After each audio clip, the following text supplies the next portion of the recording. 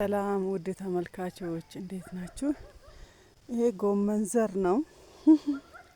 ጎመኑ ከላዩ ላይ ተበልቶ ይሄ ፍሬው ያፈራ ነው ማለት ነው። ይሄ ጎመን ዘር ነው ማለት ነው። ከጎመኑ ከላዩ ላይ አልቋል። ነጩ ጎመን ነበር እና አሁን ይሄ በቃ ወደ ጎመን ዘር ነው የሚቀየረው ማለት ነው። እስኪ ደርቅ ነው የሚጠበቀው። አሁን ፍሬ እያፈራ ነው። ጎመኑ አልቆ ወደ ጎመን ዘርነት እያበበ ነው ማለት ነው። እዚህ ጋር ደግሞ አያችሁ ድቃቅን የቆጮ ዘሮች አያችሁ። ከዛ ጀምሮ ትናንሾች ማለት ነው ይታያቸዋል። ከዛ ጀምሮ በጣም ትናንሾች ናቸው። እንደዛ ትልልቅ ያው እዛ ጋር አለ። የራሳችን ነው ይሄ የራሳችን ነው። ከስር ከታችም እንዳለ ነው። ይሄ ከላይ ከፊት ለፊቱ የሚታየው ነው ትልልቁ ማለት ነው። ይሄ ከላይ የሚታየው እስከዛኛው ጥግ ድረስ የራሳችን ነው እና ከስር ደግሞ እስከ ታች ድረስ ነው ያለው። እንግዲህ ትልቁ እርሻችን በአገራችን በአካባቢያችን ሰው አለው የሚባለው እኛ ሀገር እህል ሳይሆን አለው የሚባለው አያችሁ ከዛ ጥግ ጀምሮ ማለት ነው። ጤፎ እኛ ትንሽ ነው የታረሰው። ለዝም ብሎ ነው ጤፍ ትንሽዬ ናት የታረሰችው እዚች አካባቢ ላይ የታረሰው። እንግዲህ ከዛ ጀምሮ ቆጮ እንግዲህ እዚህ ድረስ እንግዲህ እንደዛው እንደዚህ እንደ ስፋቱ ታች ደግሞ ይወርዳል ማለት ነው። ታች እዚህ ጋር ደግሞ አያችሁ የሱ ችግኞች ናቸው። እነዚህ ናቸው እንግዲህ ከትንሽነት እንዲህ ነው ከስር እየተንከባከባችሁ እስከዚህ እዚህ ጋር ከፍ ይላል። እዛ ጋር ከፍ ይላል ማለት ነው። እዛ ጋር ከፍ ይላል። እስከዚህ ይታያል። እዛ ጋር ከፍ ይላል። እስከዚህ ድረስ ነው እንግዲህ ሁሉም በደረጃ የሚሄደው ማለት ነው።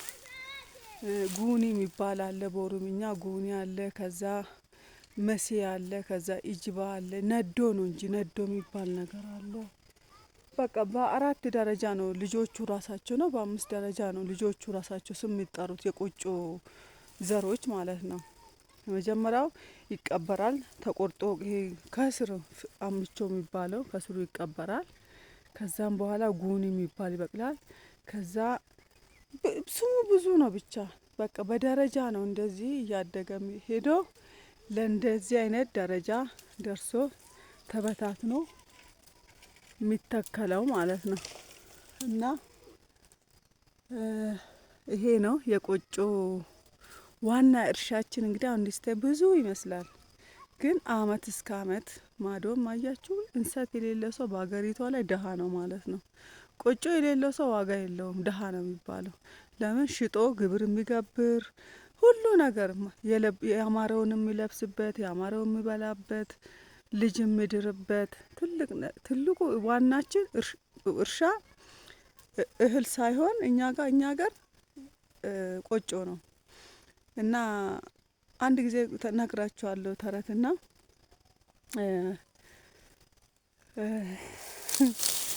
እና አንድ ቀን እነግራችኋለሁ የቆጮ ተረት ምን ያህል በቆጮ እንደሚገማመቱ ራሱ ማለት ነው። የገጠር ሰዎች በቆጮ እርስ በራሳቸው ይለካካሉ ታውቃላችሁ። በጣም ነው የሚለካኩት። አሁን ትንሽዬ ቆጮ ያለው ሰው ትልቁን ቆጮ በብዛት ያለው ሰው ትንሹን ይንቀዋል። ይናናቃሉ። በቃ እኔ ይሄን ቃሻ ነው የሚባለው በኦሮምኛና ይሄን ጋሻ እንደማለት ነው። ቃርሻ ማለት ይሄን አለኝ ነው የምለው። እና ቆጮ የሌለ ሰው ይናቃል። ቆጮ ያለው ሰው ግን ስንት ኩንታል እህል እንዳለው ሰው ነው የሚቆጠረው በሀገራችን ደረጃ። ከእህል የበለጠ በቆጮ ነው ሰው ልጅ የሚለካው ማለት ነው። የከብት አሁን ወደ ቦረና ምናምን በከብት ነው ሰው የሚለካው። ወደ አፋር በግመል ነው ሰው የሚለካው። ሁሉም የሚለካበት አለካክ አለ። እና እኛ ሀገር ግን በቆጮ ነው ሰው ልጅ የሚለካኩት ማለት ነው። እና አንድ ጊዜ ድሮ እኔ አልተወለድኩም። እንግዲህ እኔ አሁን እግዚአብሔር ይመስገን እኔ ትንሽ ልጅ አይደለሁም። በቪዲዮ ላይም እያያችሁኝ ነው። እና ሰብስክራይብ አድርጉኝ። እና እንግዲህ እንደዚህ ሆኖ ውስጥ በጣም ታች ረጅም ነው። እንደዚህ ሆኜ አንድ ቀን እየወረድኩ ወይን ቀርጬ ላስቀምጥላችሁ ሊሆን ይችላል። እና ውስጥ በጣም ታች ይወርዳል። እና አንድ ጊዜ አያቴና ትንሽዬ ከዛ ማዶ አለ ያው አንድ አካባቢ ሰዎች ነን እና እንጨት ጽድ ሊቆርጡ ለማረግ ይሄ ምንድነው እሱ ለጣውላ ጽድ የኛ ሀገር በጣም የጽድ ሀገር ነውና ትልልቅ ጽዶች አሉ እኛ ሀገር እና ጽድ ደግሞ ለምንም ለሳንቃ ለተለያየ ነገር ለበር ለሰው መቀበሪያ ሳጥን ለብዙ ነገር ነው ጽድ የሚውለውና ጽድ ያለው ሰው በጣም በቃ ሁሉ ነገር አለና ከዛ ጣውላ ሳንቃ ሊቆርጡ ሩቅ ቦታ ነው ትንሽ ከዚህ ራቅ ይላል። እዛ ሲሄዱ አንዱ ማለት ነው እውነት ስነግራችሁ ሳልደብቅ ማለት ነው ጌታ ምስክሬ ነው። የኛ ይሄው አሁን እንደምታዩት እንግዲህ ብዙ ቦታ አይደለም ሲታይ ግን ብዙ ይመስላል። ከዚህ የበለጠ ያለው ሰው አለ።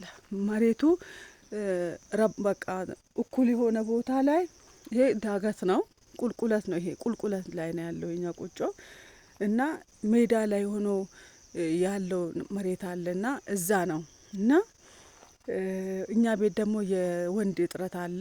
ከዛ አንዱ ማለት ነው በኦሮምኛ ነውና አያቴ እናቴ ልጅ ሆና ነው ምናልባት ነፍሷን እንኳን አላወቀችም አባቷ ሲሞትባት ማለት ነው። ግን ስም አይሞትም መቼም እና ከዛም በኋላ ያ ጣውላ ሊቆርጡ ሄዱና ማለት ነው። ከዛ ምን ይባላሉ በኦሮምኛ አያቴ መቼም ሰው ስለበላ አይደለም የሚገነታተረው አቋቋም የሆነ ስራ ላይ ሆነ አቋቋሙን ካላሰማመርክ የሆነ ግትንትር የምትል ነገር ይኖራል። የስራ ላይ ሆነ አቋቋሙን ካላርክ ስራ ላይ ትኩረት ካረክ ማለት ነውና ከዛ ግትንትር ብሎ እንትን ስል በኦሮምኛ ይሰድበዋል ማለት ነው። ከዛ መጥቶ ቤት ይፈታተናሉ እና ብዙ ነገር ነበር እና ቆጮ ማለት ነው በጣም በቃ በትልቅ ቦታ ነው የሚቆጠረው ለማለት ፈልጌ ነው። ትልቅ እርሻ ነው።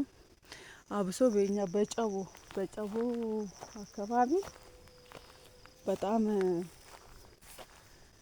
ተመራጭ እንትን ነው። ደግሞ ዘንድሮ አመት እንትን እየጠፋ ነው አሉ። ይሄ የቆጮ በሽታ ገብቶ ድህነት እየከተተ ነው። የኛ ግን እግዚአብሔር ይመስገን ቆጮአችን አለ የኔ ቤተሰብ ጋር ማለት ነው።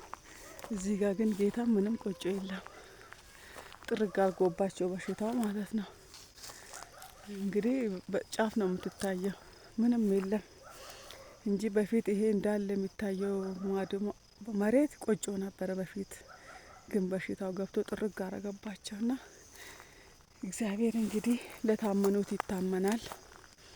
ታማኛችን ስለሆነ እግዚአብሔር እንግዲህ ይህን ጠብቆልናል። አሁንም በደሙ ይሸፍነን ማለት እንፈልጋለን። እና በአሁን በምሽት ስለሆነ ነው እንደዚህ ያማረ ያለው። ከዚህ በላይ ወደ ድምስምስ እያለ ነው። እና እንግዲህ ደግሞ በሌላ ቪዲዮ ደግሞ እመጣለሁ እላችኋለሁ። መልካም አዳር። አሁን መሽቷል እንግዲህ መልካም አዳር እላችኋለሁ። በጣም ነው ጌታን ቪዲዮ እንደዚህ ሆኖ የሚያምረው በዚህ ማታ ማለት ነው። እና መልካም እንግዲህ ሰብስክራይብ ሼር አድርጉልኝ እላችኋለሁ። እንግዲህ እኔ እዚህ ጋር የመጣሁት አሁን ቅድም ቀድቻለሁ ታስታውሳላችሁ። የእንሰት በቃ የሚለው እድሜ ያሳይቻችኋለሁ። እና እንግዲህ አሁን ልጆቹን ላሳያችሁ ነበር የመጣሁት። እንግዲህ ማያድግ ልክ ልጅ እንደሚወለድ ነው ወልዶ ከስር እንደሚደረገው እና በቃ እሺ መልካም አዳር እላችኋለሁ። መሽቷል እኮ መሽቷል፣ ድምዝምዝ ብሏል። እና መልካም አዳር መልካም ሌሊት ይሁንላችሁ። እንግዲህ በፈረንጆች በውጭው 14 ነው ዛሬ። በእኛ ደግሞ እንግዲህ ዛሬ 6 ነው። ቀን 6 ህዳር ነው ታህሳስ 6 እና መልካም አዳር እላችኋለሁ። ደህና አደሩ ነው የሚባለው እንግዲህ ባላችሁበት። ማታ እየቀዳው ስላለ ነው ደህና አደሩ እያልኳቸው እንግዲህ ማታ አካባቢ ለቅቄ ደህና አደሩ ልላቸው እችላለሁ ማለት ነው። እና እሺ መልካም ጊዜ እላችኋለሁ። እሺ ውድ እህቶቼ ሰብስክራይብ ሼር አድርጉኝ፣ አሳድጉኝ እላችኋለሁ። እሺ